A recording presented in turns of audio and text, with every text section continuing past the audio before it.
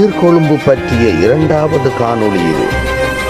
இதில் இங்குள்ள மீன் சந்தையை பார்க்க போகிறோம். இந்த சந்தையை லெலாமா என அழைக்கிறார்கள். இலங்கையின் மேற்கு கடற்கரை பகுதியில் நீர்கொழும்பு ஏரிக்கு அருகில் நகரத்தின் கடல் பகுதியிலும் நீர்நிலையிலும் கடற்கரையிலும் ஒரே நேரத்தில் காணப்படும் தனித்துவமான சந்தை இது. நகரத்தின் மையத்தில் இருந்து எளிதாக செல்லக்கூடிய இடத்தில் இது அமைந்திருக்கிறது.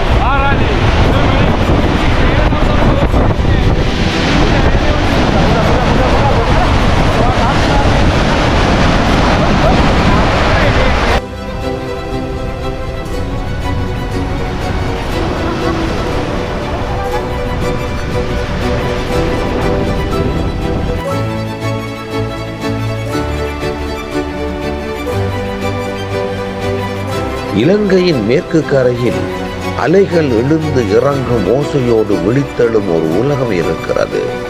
அது நீர்கொழும்பின் மீனவர்களின் உலகமாகும்.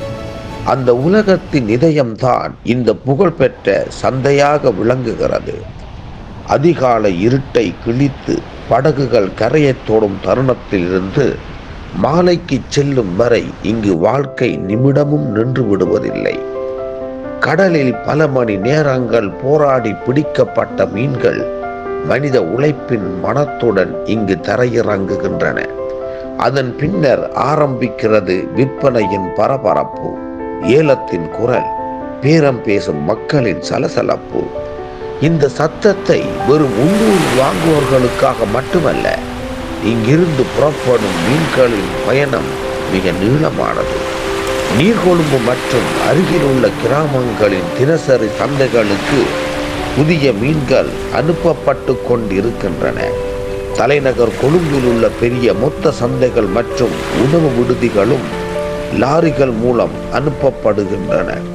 சுற்றுலா பகுதிகளில் உள்ள உணவகங்கள் அதிகாலை நேரத்திலேயே இங்கிருந்து மீன்களை வாங்கி செல்கின்றன. கடலில் பிடிக்கப்பட்ட மீன் சில மணி நேரங்களுக்குள் பல நகரங்களின் உணவு மேசையை அலங்கரிக்கின்றன. கடலிலிருந்து நேரடியாக என்ற சொல்லுக்கு உண்மையான அர்த்தம் கிடைக்கும் இடம் இதுவே.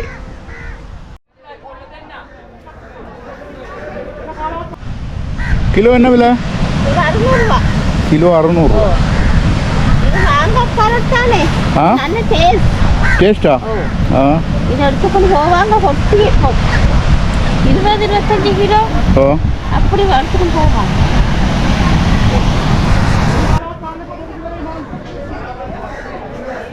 கிலோ வேற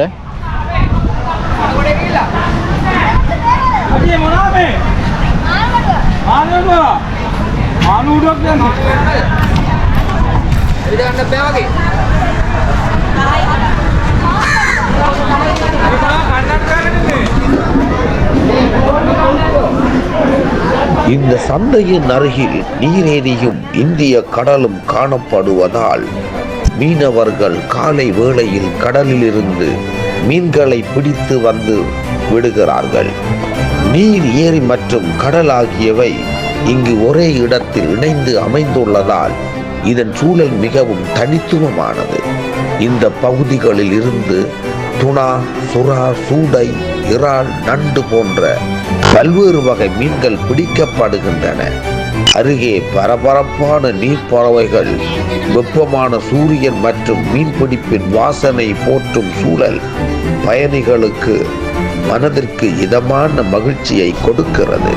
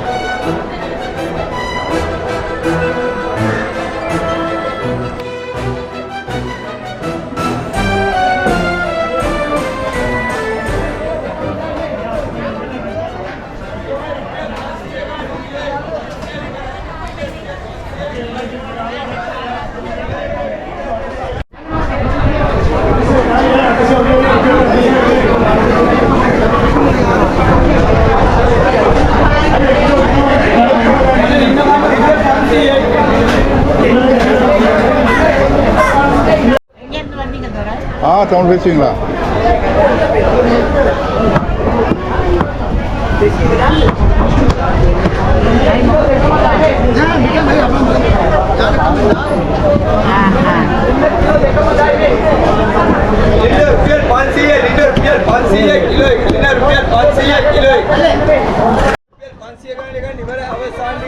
நீர்கொழும்பின் மக்கள் பெரும்பாலும் மீன்பிடிப்பில் வாழும் குடும்பத்தவர்கள் ஆவார்கள். இது ஒரு பரம்பரை மீன்பிடி சமூகமாகவும் அவர்களின் வாழ்க்கை ஓடுகிறது. காலையில் மீனவர்கள் படகுகளை சமுத்திரத்தில் இருந்து ஏற்றி விற்பனையாளர்கள் புதிய மீன்களை வாங்கி விற்கிறார்கள். இந்த தொழில் அவர்களின் முக்கிய வாழ்வாதாரமாகும். இந்த சந்தை தினமும் பலரின் தொழிலையும் குடும்பங்களின் வாழ்வையும் தாங்கி பிடிக்கிறது. பெரும்பாலான மீன்பிடி மக்கள் எளிய வாழ்க்கையை நடாத்துகிறார்கள். அதிகமாக கடலுடன் இணைந்துள்ள சூழலும் இயற்கை வளங்களின் மீதான நம்பிக்கையிலேயே அவர்களை சார்ந்து இருக்கிறது.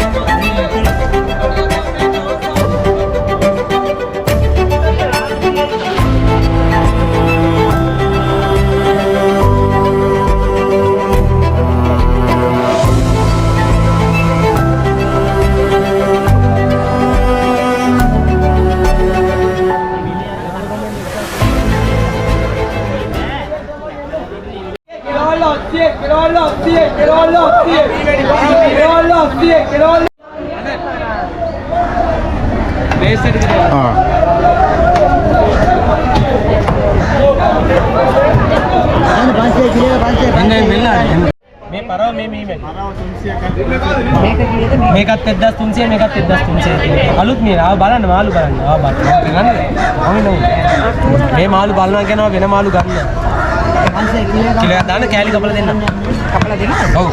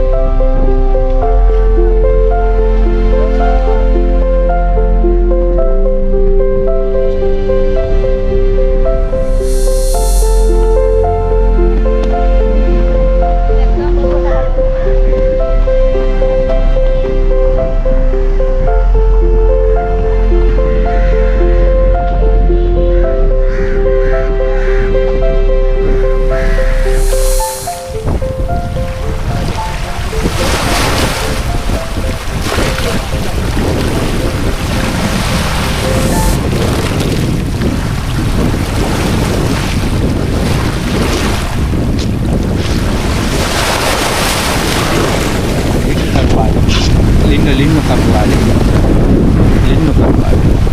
Joo. Mitä gaala desi?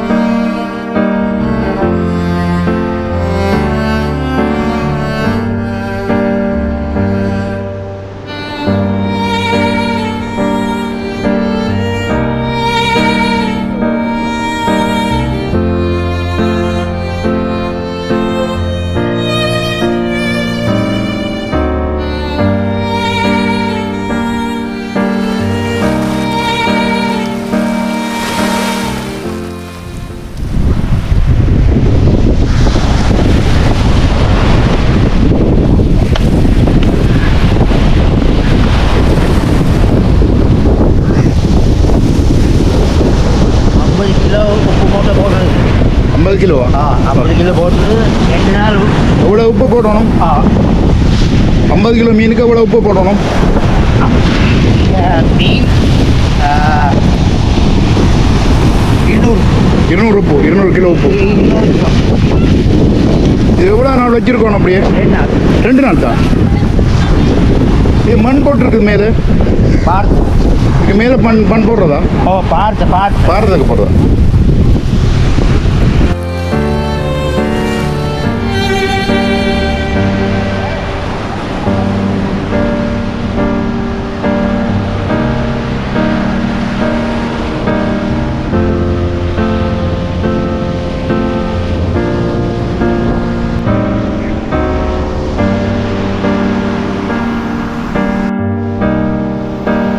Negombo நகரத்தில் பெரும்பாலான மக்கள் கத்தோலிக்க மதத்தை சார்ந்தவர்களாக இருக்கிறார்கள். இந்த காரணத்தால் ஞாயிற்றுக்கிழமையில் மீன் சந்தை பொதுவாக மூடப்பட்டிருப்பதனை காண முடிகிறது. ஆனால் இந்த பகுதியில் முஸ்லிம் சமூகத்தினரும் இருக்கிறார்கள். அவர்களின் பிரார்த்தனை தினம் வெள்ளிக்கிழமை ஆதலால் அந்த நாளில் சில மீன்பிடியாளர்கள் மீன்களை விற்றுக்கொண்டே இருப்பதனை காண முடிகிறது. மதம் அவர்களின் வாழ்க்கை முறைகளிலும் வேலை நேரங்களிலும் பெரிதும் பங்கு வகிப்பதனை அறிய முடிகிறது. தேவாலயங்கள், பிரார்த்தனைகள் மற்றும் மத சூழல் சமூகம் இவர்கள் அனைவரின் சமூக வாழ்விலும் வழிகாட்டும் பங்களிப்பை அளிக்கின்றன.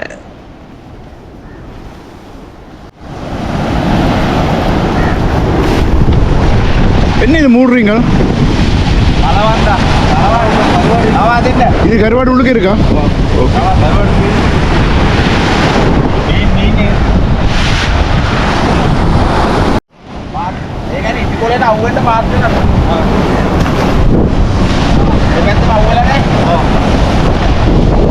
சரியாண்ணா, போட்டு வரேன்.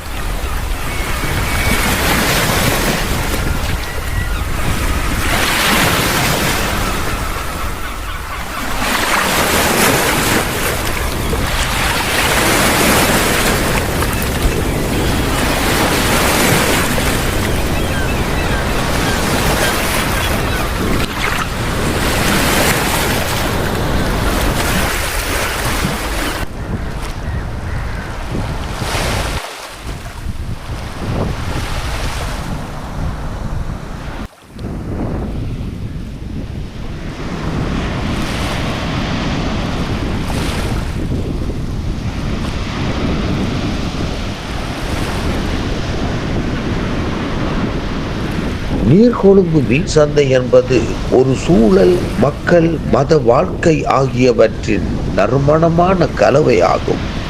இது பழைய பாரம்பரியத்தையும் கடல் மற்றும் ஏரி சூழலையும் சமய அனுபவங்களையும் ஒருங்கிணைக்கும் இடமாகும்.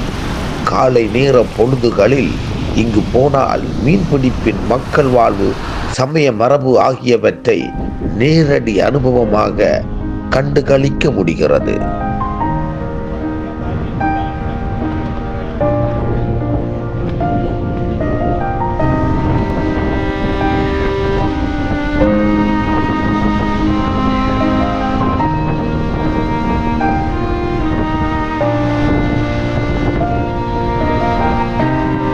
வருது புத்தளத்திலிருந்து வருதா? கொண்டு வருது.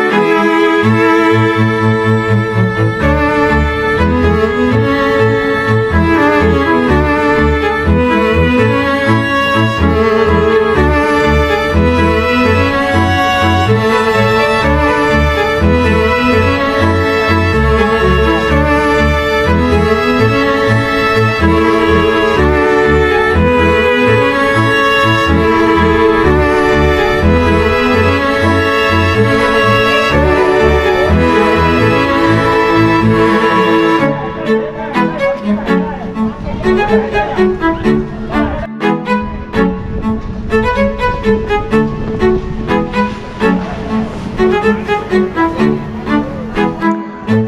நகருக்கு அதன் காலநிலை வரலாற்றினால்தான் நீர்கொழும்பு என்ற பெயர் ஏற்படலாயிற்று. தமிழில் நீரின் கொழும்பு என்று பொருள்படுகிறது. நிலத்திலிருந்து உருவான பெயர் இது. இது ஏரியின் முற்பகுதியோடு இந்திய கடலும் இணைந்து உள்ளதால் மீன்பிடிப்பில் மிக பழமையான சமூகமாக வளர்ந்துள்ளது. நகரத்தின் மீன் சந்தை பொருளாதாரத்தின் இரத்தத்தை போன்றது. இங்கு நாள்தோறும் பல டன் மீன்கள் கடலிலிருந்து பிடிக்கப்பட்டு மீன் வியாபாரிகளால் வாங்கி விற்கப்படுகிறது. மீனவர்கள் பெரும்பாலும் கடலிலிருந்து மீன்களை பிடித்து காலை நேரத்தில் சந்தைக்கு கொண்டு வருகிறார்கள்.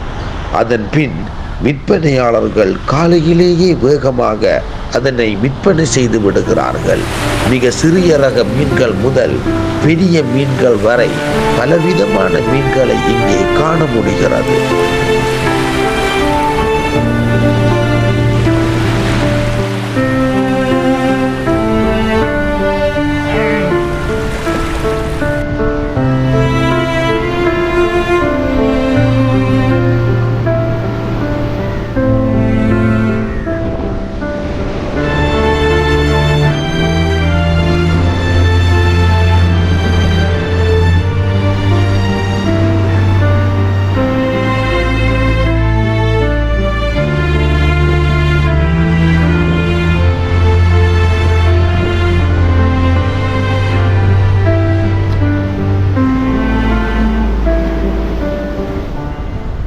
நீர்கொழும்பு மீன் சந்தையில் 2 பிரிவுகள் காணப்படுகின்றன.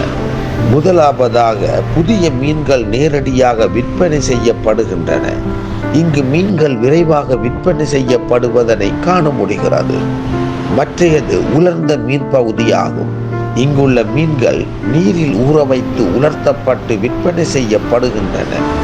நீர்கொழும்பு மீன் சந்தை உள்ளூர் மக்கள் மற்றும் மீனவர்களின் வாழ்வாதாரத்திற்கு மிகவும் முக்கியமான இடமாகும். மீன்கள் வந்ததற்கு பின்னர் இவை விற்பனை செய்யப்படுவதால் இங்கு வேலை கிடைக்கிறது. உணவகங்கள், வணிக நிறுவனங்கள் மீன்களை வாங்குகிறார்கள். மேலும் சுற்றுலா பயணிகள் இங்கு வருவதால் இந்த நகரின் வருமானமும் அதிகரித்து காணப்படுகிறது.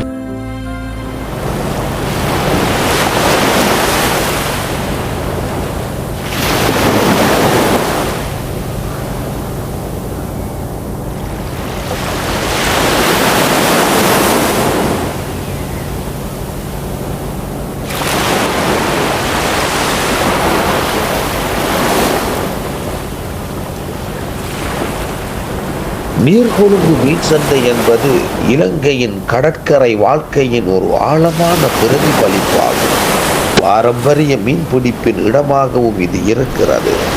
காலை வெளிச்சத்தில் மீன்கள் விற்பனைக்காக வருவது, வணிகர்கள் பொருட்களை தேர்வு செய்தல் மற்றும் வாடிக்கையாளர்கள் வசதிக்கு சந்தையில் கலந்து கொள்வது, இந்த அனைத்தும் ஒரு மிக சர்வசாதாரணமான பண்பாட்டு அனுபவங்களாக இருக்கின்றன.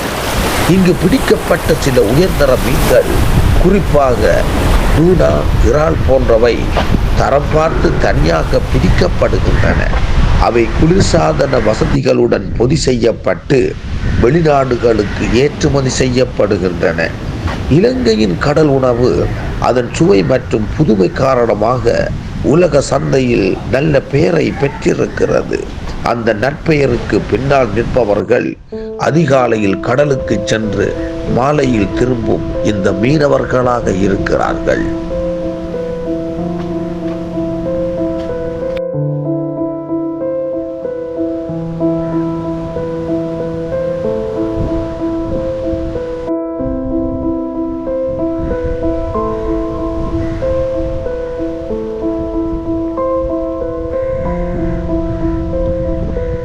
கடலை நம்பி வாழும் மக்களின் வாழ்க்கை அவ்வளவு எளிதானதல்ல. சில நாட்களில் அதிகமான மீன்கள் கிடைத்தால் அவர்களின் வருமானம் அதிகரித்து விடுகிறது. சில சந்தர்ப்பங்களில் புயல், மழை மற்றும் கடும் அலைகள் போன்ற இயற்கை மாற்றங்களினால் பல நாட்கள் கடலுக்கே செல்ல முடியாத துர்ப்பாக்கியமான சூழல் ஏற்பட்டு விடுகிறது. அப்போது அவர்களின் வருமானம் குறைந்து விடுகிறது. அவர்களின் செலவுகளும் குறைவானதல்ல.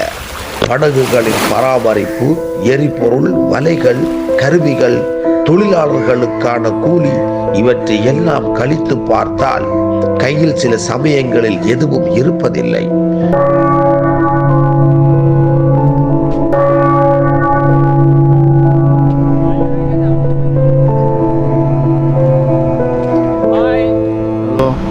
அர்ஜென்டினா இருந்தாலும் கடல்தான் எங்கள் வாழ்க்கை என்ற நம்பிக்கை அவர்களை தினமும் மீண்டும் கடலுக்கே அழைத்து சென்று விடுகிறது. மீனவர்கள் மட்டுமல்ல, அவர்களின் குடும்பங்களும் இந்த பொருளாதார சுற்றில் முக்கியமானவர்கள். பெண்கள் மீன்களை சுத்தம் செய்தல், உலர்த்துதல், சில்லறை விற்பனை, கணக்கு பார்த்தல் போன்ற பணிகளில் ஈடுபடுகின்றனர். குழந்தைகள் கூட சிறு வயதிலேயே இத்தொழிலை கற்றுக்கொள்கிறார்கள். இது ஒரு சந்தை மட்டுமல்ல, தலைமுறையாக கடலோடு இணைந்திருக்கும் ஒரு வாழ்வியல் மரபாகும்.